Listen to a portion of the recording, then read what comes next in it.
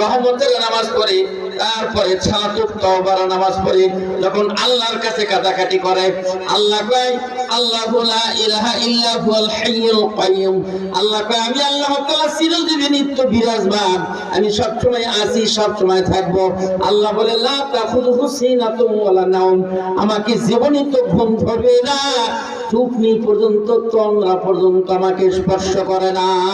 লা তাখুয, আমাকে আলিঙ্গন করতে পারে না। সেনা, সেনা মানে হলো তন্দ্রা, টুকনি, টুকনি, ঘুম আসার আগে তো টুকনি আসে, কি কথা ঠিক কিনা?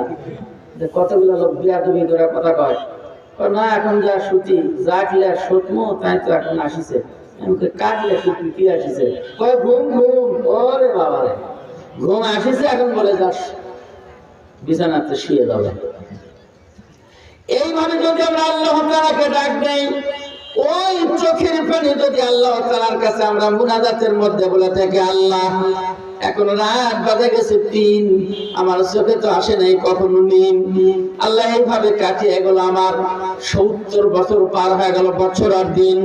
আল্লাহ আমি জীবনে যত অন্যায় করেছি, আল্লাহ তুমি ঘুম আসো নাই, আমিও ঘুম আসি নাই, আমার যত পাপের বোঝা আল্লাহ মাথায় করে নিয়েছি, আল্লাহ তোমার রহমান রহিম নামের ওসিলা নিয়েছি, আল্লাহ তোমার গফুর গফফার নামের ওসিলা নিয়ে আল্লাহ তোমার কাছে 2খানা হাত তুলে মুনাজাত করতেছি, আল্লাহ তুমি আমার গফুর গফফার নামের ওসিলা গুনাহ খাতা সব করে দাও সাফ, যত বিপদ আপদ আছে আল্লাহ সব আমার করে দাও মাফ।